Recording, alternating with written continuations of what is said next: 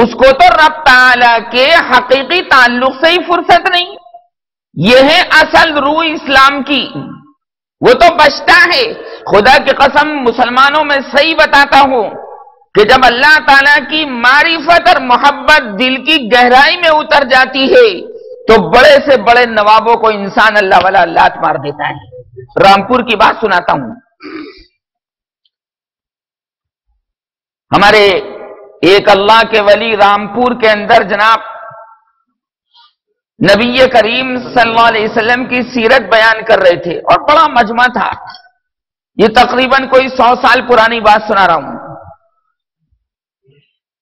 پتا چلا نواب رامپور کو کہ جناب ایسے ایسے ایسے ایسے ایسے ایسے مجمع ہیں, اللہ کی وحدانیت بیان کی جا رہی, اللہ کے عشق و محبت کی باتیں بیان کی جا رہی ہیں اور لوگ بہت محظوظ ہو رہے ہیں.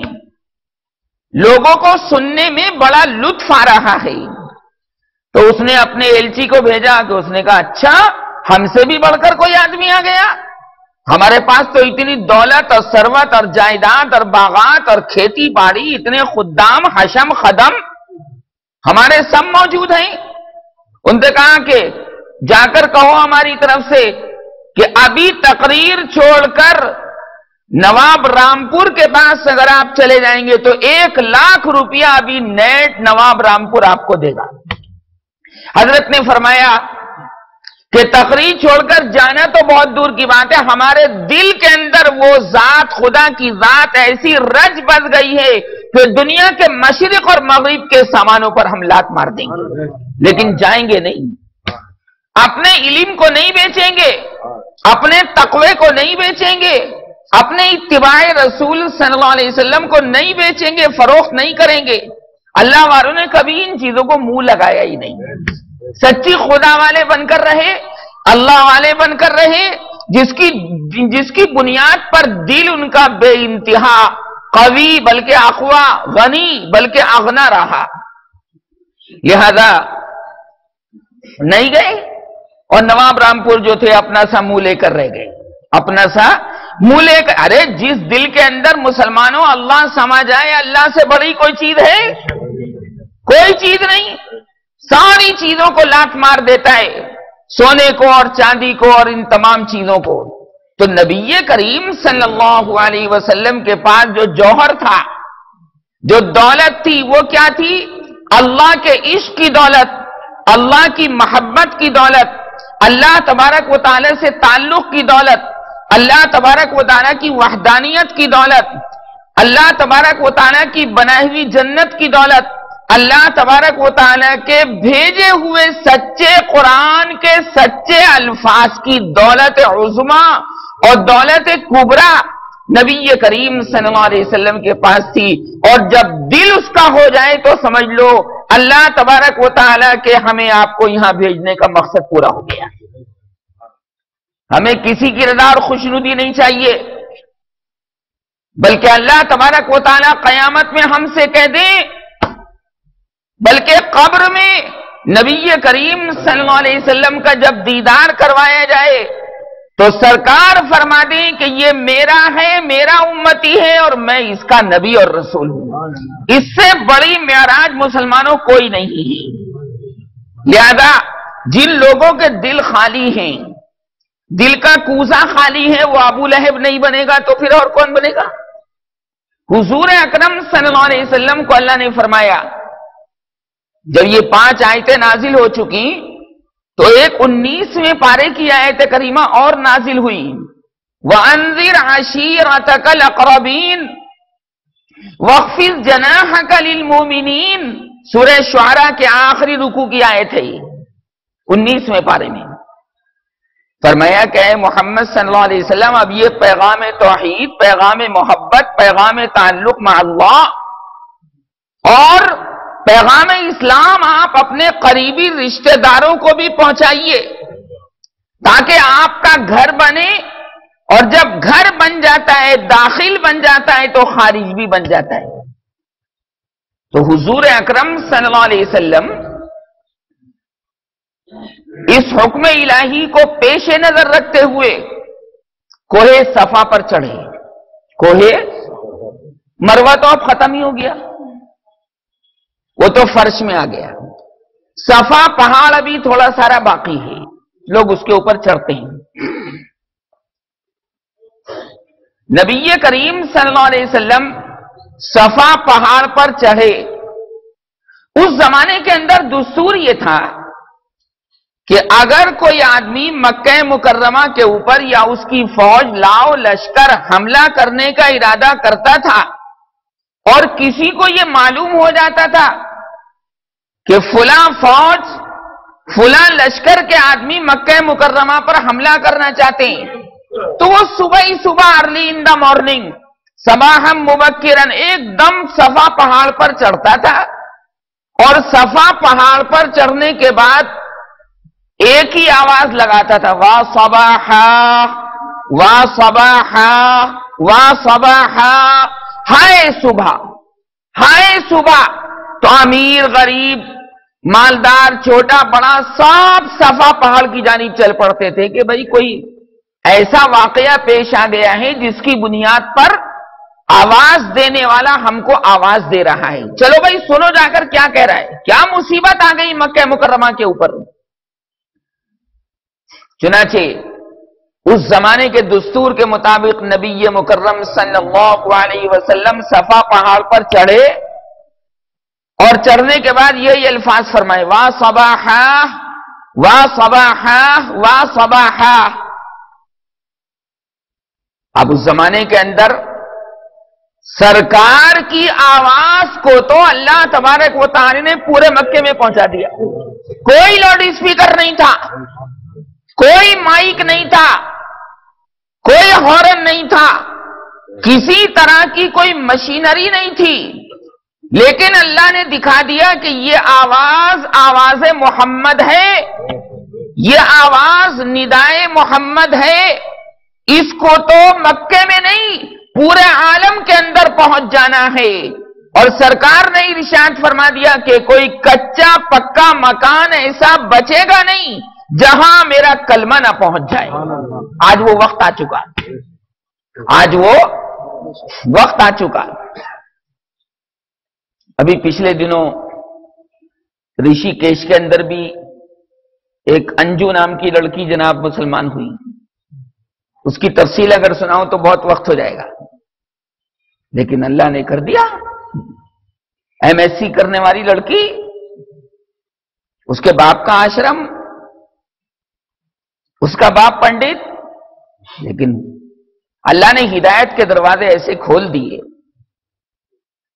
کہ آشرم کے اندر ایک واقعہ پیش آ گیا، گھنونا واقعہ، تو وہ اپنے والد صاحب سے کہنے لگی کہ پاپا یہ آشرم تو ہمیں اب بند کر دینا چاہیے، ایسے گھنونے واقعات آشرم کے اندر نہیں ہونے چاہیے جو لڑکیوں پر نظر ہو سادھوؤں کی۔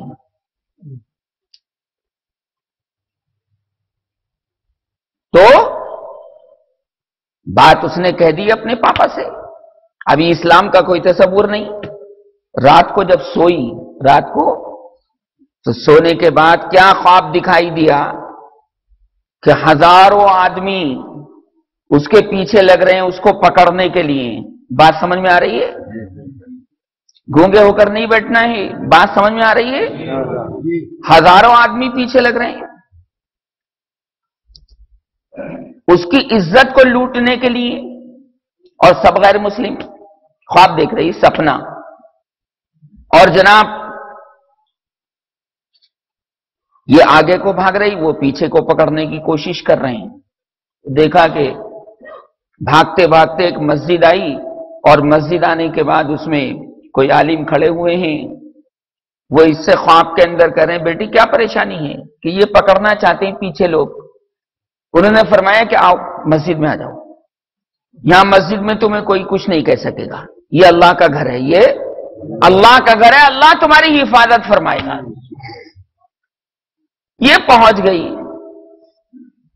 اس کے بعد آنکھ کھل گئی، لیکن جب آنکھ کھلی تو صبح ہونے میں کافی وقت تھا، نیند نہیں آئی اس کو، اور اس نے جناب یہ سوچا کہ اسلام دھرم کیسا ہے، میں اس کا مطالعہ کروں، اس کے اندر تو واقعی میری عزت بچ گئی۔ نہ یہ تو پکڑ کے نہ معلوم کتنی مرتبہ استعمال کر چکے ہوتے، لہذا اس کے دل میں آگ لگ گئی۔ میں آپ کو بتاؤں، سچی بات، جب بجلی کونتی ہے نا دل کے اندر، جب بجلی کونتی ہے تبھی آدمی توبہ کرتا ہے۔ کتنا ہی کوشش کر لو اس سے، استغفار پڑھ لے، توبہ پڑھ لے، جب ٹھوکر لگتی ہے تب عقل آتی ہے۔ ٹھوکر کھاتے ہوئے دیکھ کر دوسروں کو سمجھ جاؤ، نہ یہ کہ اپنے آپ کو ٹھوکر لگے۔ لہذا ایک بجلی سی کونتی ہے، بزرگوں نے فرمایا، دل کے نشیمن کو، توبہ کے یہ گناہوں کے انبار کو جلا کر رکھ دیتی۔ وہ بجلی کا کڑکا تھا یا صوت ہادی، وہ بجلی کا کڑکا تھا یا صوت ہادی، عرب کی زمین جس نے ساری ہلا دی، عرب کی زمین جس نے یہ صوت محمد، ندائے محمد، آوازیں محمد، جن کے بارے میں اللہ نے فرما دیا، پروردگار عالم نے قرآن مجید فرقان حمید میں وَرَفَعْنَا لَكَ ذِكْرَكَ، وَرَفَعْنَا، ہم تیرے ذکر کو کبھی اے محمد نیچا نہیں ہونے دیں گے، ہم اونچے تو ہمارا محبوب ہے، ہم تیرے آواز کو بھی اونچا کریں گے۔ اور میں تو بیچ میں ایک بات سناتا ہوں، حضرت ابراہیم علیہ السلام کو جب اللہ نے حج کرنے کا حکم دیا، جب حج کرنے کا حکم دیا تو فرمایا کہ تم خانہ کعبہ کے طواف کی طرف، خانہ کعبہ کی جانب لوگوں کو بلاؤ، توجہ، یہ عاشقانہ بات ہے۔ تو حضرت ابراہیم نے فرمایا کہ پروردگار، میری آواز کتنی دور تک جائے گی؟ میری آواز تو تھوڑی دور تک جائے گی، اور آپ یہ فرما رہے ہیں پروردگار کہ پوری دنیا میں تمہاری آواز جانی چاہیے، حج کا اعلان کرو۔ قرآن سنا رہا ہوں آپ کو، وَأَذِّن فِي النَّاسِ بِالْحَجِّ يَأْتُوكَ رِجَالًا وَعَلَى كُلِّ ضَامِرٍ يَأْتِينَ مِنْ كُلِّ فَجٍّ عَمِيقٍ، اعلان کرو۔ انہوں نے کہا کہ میری آواز کہاں تک جائے گی؟ پوری دنیا میں جا رہی میری آواز۔ فرمایا ابراہیم تیرا کام بولنا ہے، آواز پہنچانا مجھ خدا کا کام۔ ارے بول یار، اپنا کام تو کر، اپنا کام کر۔ ابراہیم نے کہا لوگوں حج کو آ جاؤ، لوگوں حج کو آ جاؤ، اللہ کے گھر کے طواف کرنے کی جانب آ جاؤ، اللہ کے سامنے جھک جاؤ۔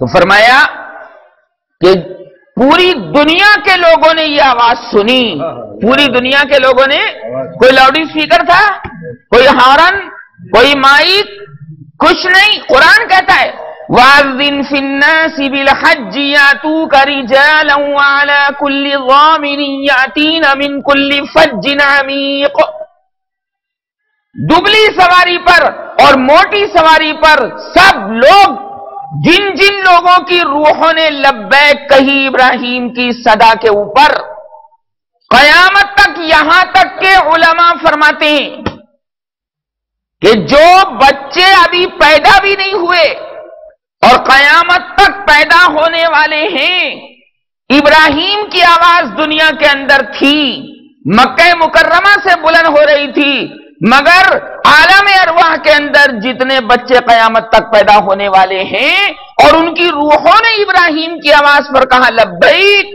لبیک لبیک، اس کو حج ضرور نصیب ہوگا۔